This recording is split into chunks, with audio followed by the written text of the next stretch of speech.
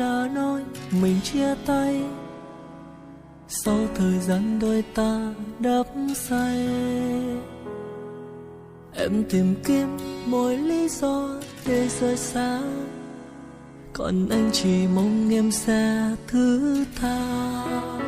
Nhưng em không nghe anh, em chỉ cần rời xa anh. Biết thật rồi em đã yêu ai. Rồi thời gian qua em lặng thinh, đôi ta không gặp nhau. Em cứ xa dần, vội vàng em bên người mới. Có nỗi nhớ không thành lời, anh yêu em yêu thế thôi. Có nói gì em cũng đã rời xa anh mất rồi. Anh biết cố gắng chỉ là thừa, em cũng đâu có muốn nghe. Vì cảm giác của em với anh đâu còn nữa. Anh muốn nói hết nỗi lòng này, câu ca anh luôn hát lên. Mỗi khi nhớ về em anh lại viết thêm bài hát buồn. Anh đã đau đớn nhiều rồi người ơi, em có hiểu anh phải làm sao để vượt qua nỗi đau này.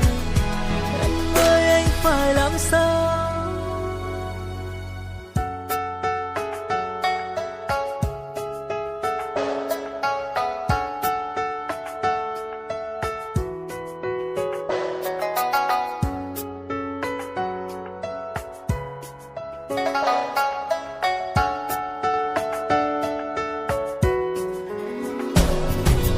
Em đã xa rời anh, em đã xa khuất anh. Người có biết bao nhiêu nhớ mong yêu thương về em ngút ngàn.